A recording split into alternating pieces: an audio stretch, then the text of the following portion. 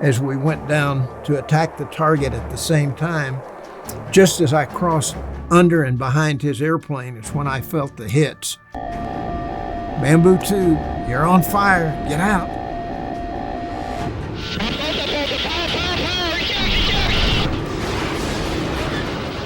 I just was in the wrong place at the wrong time. There was no place to go, no place to hide, so I was captured pretty quickly. They wanted to interrogate me, and so I went through the first rope torture that night.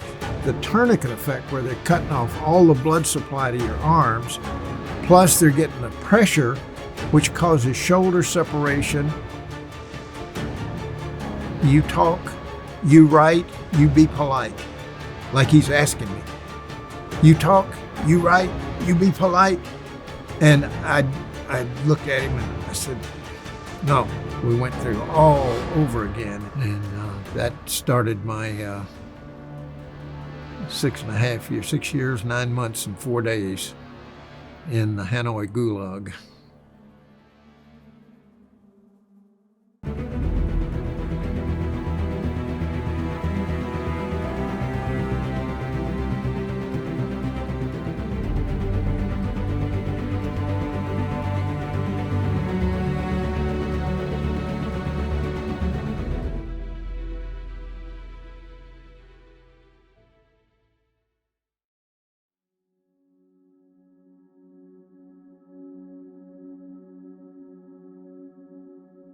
Do you ever get tired of telling your story? Not really. In fact, among the frequently asked questions, or FAQs, a lot of people worry that I'd be traumatized, or it'd bring up bad feelings to relive a lot of the stuff. But I always reassure them that after being 7 years in North Vietnam, I kind of enjoy it when it's my turn to have the captive audience. And I mention that because as an element of survival and coping and adapting to our situation, a lot of times you needed a sense of humor. You needed the gallows humor to help ease through some of the rough spots and to help other guys get through rough spots. I was in another cell, which we call the knobby room. It had not quite fist-sized balls of plaster all over the walls. And I think they were designed to absorb and deflect sound, because we called it the torture room, because it would absorb sound, and the guys screaming, you couldn't always hear guys crying out or screaming from the torture and heartbreak, but you could hear it from New Guy Village. And I was in that room, and they were demanding all these things, and I kept saying no. Well, they brought in the straps and bars on Thursday evening, and then they didn't take me back to a cell. They left me in there all night with those, and the next day, probably about mid-morning, they started on me again to do a war crimes confession, and I wouldn't cooperate. And finally, they brought in the guy with, some guys called him Straps and Bars, and others called him Pig Eye, because what they'd do is they'd bring in these U-bolts and put them under your ankles, then put a real heavy iron bar through the U-bolts, and then they'd come around and they'd tie you up again in the rope trick. This time, instead of using the small diameter hemp rope, they found that it left scars that lasted too long. What they would do is they would take the nylon straps that were part of our parachutes, because it was wider and broader. It didn't leave the deep scarring that the ropes did, but it gave exactly the same tourniquet effect. And so I went through several more hours of that before I had to write the war crimes confession. The interrogators from that day forward were less interested in tactical information and military targeting and our Air Force tactics to just straight propaganda and brainwashing type activities. They wanted us to write war crimes confessions, to apologize to the North Vietnamese people, and to write propaganda letters to prominent figures in the United States. But after the torture, my arms were so unusable that it took probably 4 or 5 hours just for me to get enough feeling in my arms where my fingers would work, where I could grip a pen, where I could write down the things that they had dictated that I should write. And it was during all that time that I tried to figure out how I could sabotage and undermine what they were forcing me to do.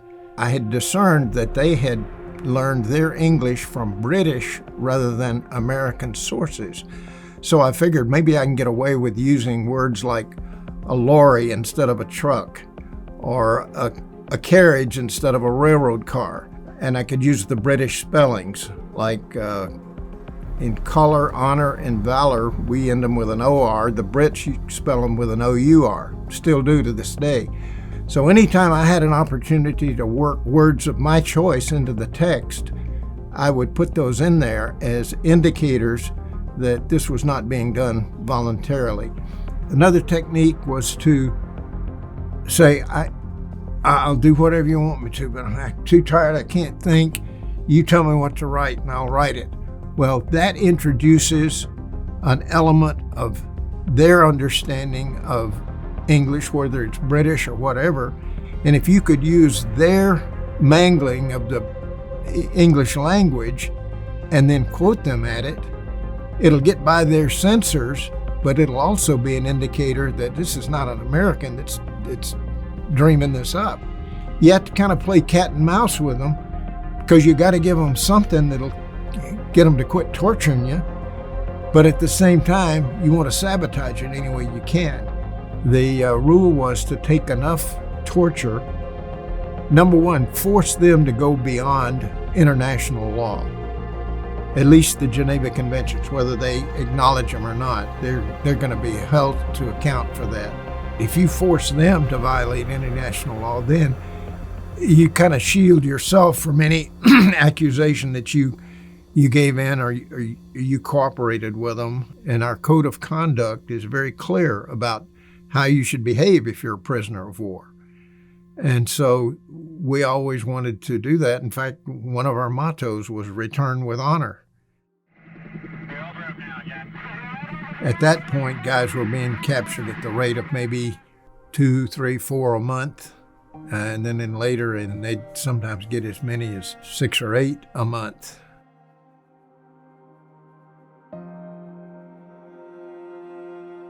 They were trying to keep us as isolated as possible.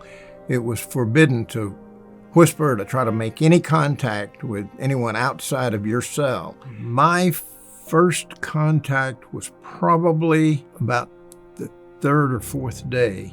They had finally moved me over to the Heartbreak cell block. I was really feeling down. I was really feeling sorry for myself. And I thought, man, what in the world have I got myself into? And was kind of moping there. And I was sitting on the side of the bed. And it's dark. It's like a dungeon in there. The windows were boarded up. All of a sudden, it's like the cloud had passed from in front of the sun. The room kind of brightened, and all of a sudden I felt a warmth that, in certain Bible verses that I had remembered as a kid in Baptist Sunday school and training union, and they started coming back to me like, if God be for us, who can be against us? I can do all things through Christ who strengthens me. And I thought, well, why am I moping around so much? Maybe I just need to tough it out and buck up and pay attention to what's going on around me. And then I heard a cough out in the courtyard. And so and after I heard that cough, I would try to find cracks in the boarded up window where I could look out. And then I noticed there was a kind of a knothole in the wood there. that looked a little bit worn. And so I started grabbing it with my finger, and all of a sudden this plug fell out, and somebody had drilled a peephole that looked out through the courtyard in front of Heartbreak over toward room 18, which was the interrogation room. So I thought, oh, hey, that's neat to know. So a little while later, I heard the door slam over there across the courtyard, and I heard a guy cough. It sounded like 2 or 3 coughs that sounded forced and deliberate. So I jumped up on the bed, I pulled the knothold out, and I looked through, and sure enough, he got to a certain point. He was walking down a sidewalk, coming straight toward me, and he got about halfway across the courtyard, and he coughed again. And instinctively, I coughed back. And he kind of looked over his shoulder, like check where the guard was, and he winked at me, he gave me a thumbs up. He knew that peephole was there, and he knew he was contacting somebody. He didn't know who. The Heartbreak cell block had 8 cells in it. I was sitting on the edge of my bed, and I heard this tapping on the wall beside me. The call-up signal that got my attention was the shave and a haircut. It was dot, dot, dot, dot, dot. I'd heard that a couple of times, and that's when I tapped back. I heard dot, dot, dot, dot, dot, and I went tap, tap, and I heard a 2 and a 3, and then a 2 and a 4. And I thought, 23, 24, what does that mean? And then I got an idea. I thought, well, maybe that guy's got a peephole, and he's seen me, and maybe he's asking me, am I 23 years old or am I 24 years old? So I tapped back 2-4. And so then I hear all this funny kind of tapping, and I don't understand it. I mean, just sounds like a drunk woodpecker. Finally, I could tell he was frustrated because he started tapping on the wall right beside my ear where I'd been tapping to him. And he tapped over toward the front of the cell and then down toward the floor, because there's about an inch or inch and a half gap under the door. And I could look out into the hallway and I could check to see if there's a guard out there. So I got my head down there and I'm looking out under that door, and I hear this guy say, psst, psst, hey, new guy, what's your name? Well, the guy that made first contact with me was a guy named James Bond of Stockdale. He says, have you seen The Matrix?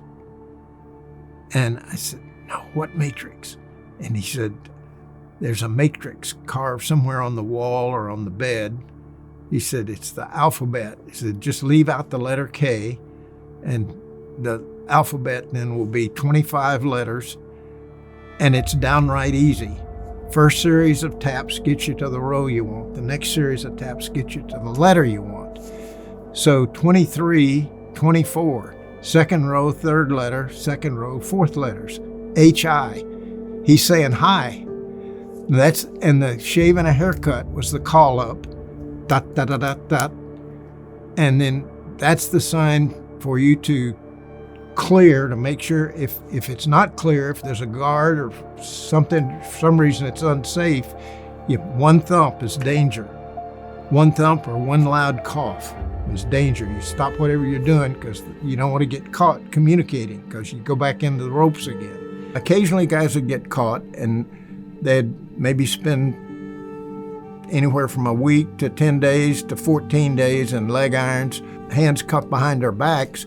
And if you're on a bed platform that's got the leg stocks built into it and your hands are cuffed behind you, you can't sleep like that. I went through that a few times when I got caught communicating. Another common punishment was to take away your mosquito net for several nights. And that in itself was, I think sometimes I'd rather take a short beating than have to go all night without the mosquito net. But nonetheless, communicating was our lifeline, because, you'd hear a cough and get a peephole, line up and have a guy give you a wink and a thumbs up.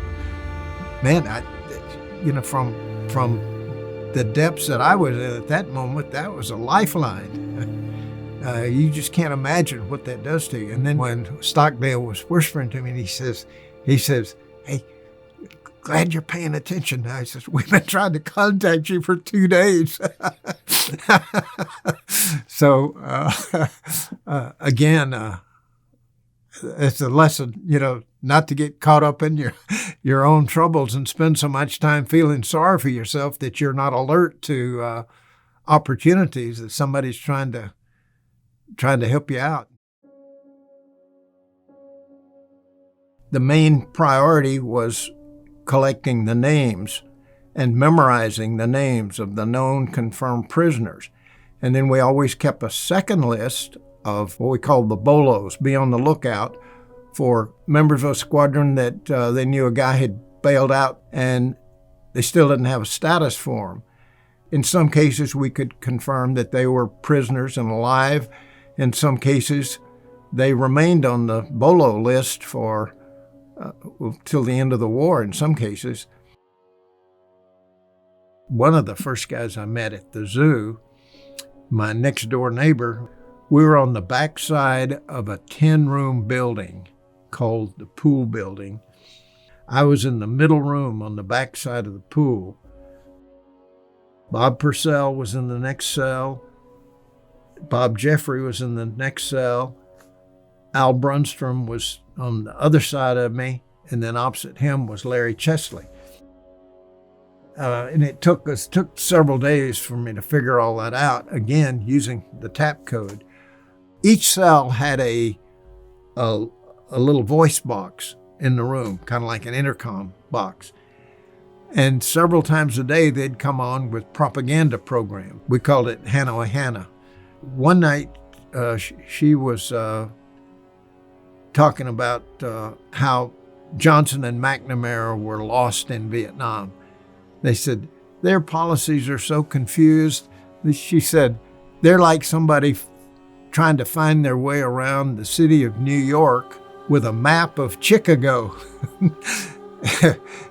And so everybody's laughing. Even though everybody's in solitary, you can hear guffaws all around the camp coming in. Well, about a couple hours later, it's night, it's hot summer, it's probably middle of June, and temperatures probably in the 90s, and the humidity's about 110%, and it's just quiet as all get out there. And I hear a click, which to me is like the click you hear before a guard opens the inspection port in your door when they look in on you and they're making their rounds. And I hear this click, and I think, I don't believe a guard's due by this time. And I'm listening. All of a sudden, I hear Percy yells out, "Who's got my map of Chicago?" And the laughter fell all over the camp. So Percy was kind of that kind of guy. Another thing that he did that really boosted my morale is he got on the wall and he said, find a splinter about 4 or 5 inches long and then stick it out through the crack there. And if you hit it just right, he says you can pop the catch on it and it'll swing open. Open your inspection port. And he said, and then stick your head out, because the door was flush with the wall of the building. He said, stick your head out and look toward me, and I'll stick my head out and look toward you, and we can see what each other looks like. And I thought, Percy, you got to be crazy. And he says, no. He says, it'll work. He said, and if you don't feel comfortable with it, then just pull your head back in and lie down. He says, but I want to see what you look like. So after the roving guard goes by, he says, okay, let's go for it. And so I go over there and I pop the door open and I'm trying to push my head through this thing and it's just about the size of my head and I barely can get my ears through there, but I finally get my head and my chin out and I get it through there and I look over that way and sure enough, Percy's got his head out there, but he's got a smaller head, a smaller neck. Not only does he have his head out, but he's got his thumb out, giving me a thumbs up. through the inspection port in the front door. And so finally I said, I look at him and I said, hey, it's nice meeting you, Percy. I said, how long you been here? And he said, this about a year. And I said, oh, crap. I said, I'm just in my third week here. And so I said, I don't want to risk this, Percy. He said, okay. So I pull my head in and we get over to the wall. And the first thing he says to me when we tap back up, he says, you sure tap better than you look. So that was the kind of guy Percy was. And that was one of the little things that we had to do to keep our morale up and keep each other some semblance of positive mood from time to time. At the corner of where the Thunderbird and the Desert Inn come together, there was a clothesline there, and then there was a few bath stalls out in the courtyard where guys could go out periodically, wash their clothes and things. And then you could hang your wet clothes up on the clothesline, collect your dry clothes, and then go back into your cells. And they only let cells out one at a time. This was in 66, 67 time period. No two cells were ever let out at the same time because they're still trying to keep everybody as isolated as possible. Well, we noticed that the clothesline, when they built the clothesline, there was some extra wire that was left coiled up and just kind of dangling below one of the posts supporting the clothesline that was not being used. And they didn't bother to snip it off and take it away. So I thought, hey, now if I could get that wire and get it into the cell, we could reach guys that we can't reach now. Al Brudno and Bill Chudy and Larry Chesley and I, we talked about this. Is it going to be safe, and can we do it? And we talked about it quite a bit because we were very cautious, because if you got caught with something like that, it could easily mean a torture session, and it could mean somebody getting hurt badly or maybe even getting killed for something like that. It was that risky. Bill said, well, now where are you going to hide it? I said, well, if we coil it up in a small coil, and we make that coil just slightly bigger than the lid of our toilet bucket, we can coil it up, compress it a little bit, slide it up in the lid of the toilet bucket, because that's one place that when the guards came in periodically to do room raids or search and destroy missions, we call them, and they come in and check, make sure you don't have contraband in your room, they never look in the toilet bucket. So that would be a safe place to keep it. And so finally, collectively, we agreed, okay, it's going to be worth the risk. Let's try it. So the next time we went out to bathe, they gave me all of their wet clothes, and I was going to be the one hanging stuff up on the clothesline as an excuse for being over there. And they would be on the lookout, watching the guards and the turnkeys and everything, and kind of keep them distracted whenever they came by. Whenever it was safe, I would reach over and I kept bending this wire back and forth. And if a guard came into the courtyard, I'd have to leave it alone. And then when it was safe, I'd go bending back and forth. Finally, bent the thing back and forth enough that it broke off. And I had about a 7-foot section of it. And I coiled it up and got the coil small enough that I could mix it in with the dry clothes off the clothesline.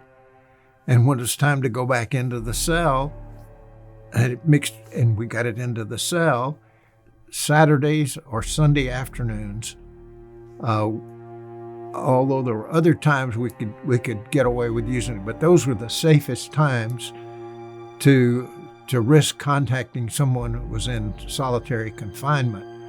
We contacted Mel Moore. He was a recent shoot down. We contacted him, and then once we got him oriented and taught him the tap code and had practiced enough with it that he was oriented and ready to go, then we prepped the wire with with a tickler for him to get in touch with a new guy that was in the cell beyond him, also in solitary. And then we'd prep that wire to send those notes over to the new guy and destroy this immediately after you read it and understand it. We'd prep those notes, we'd send them to Mel Moore, and then he would pass them on to, and we got in touch with Norm Gaddis that way. We contacted Shu and said, we got a move notice. Did your room get a move notice? He said, no, we didn't. So we left the wire that we had stolen with him. That's the same wire he used a few weeks later to get in touch with Charlie Plum. So we know for sure that at least 3 new guys were contacted, and who knows what other mischief or communications techniques were developed with that wire because we had taken the time to steal it from the clothesline and use it to keep our communication links hooked up. Okay, now to put all of this in perspective, in May of '67 was when Charlie Plum was shot down. May of '67 was when we spotted the wire in the courtyard and stole it, okay? In late June or early July, we moved from Desert Inn 1 to Desert Inn 7 and began making contact with Bob Shoemaker. On August the 7th of 1967, just a few weeks later, is when we got the notice for us to get dressed and roll up our stuff and get ready for a move. We barely had time to notify Shu. They had not gotten a move notice, so we left the wire with them. And on August the 7th, we moved from Desert Inn 7 out to the Hanoi power plant. We called it Dirty Bird West. The 26th of October, 1967, was the day John McCain had his airplane shot out from under him, and his target that day was the Hanoi thermal power plant.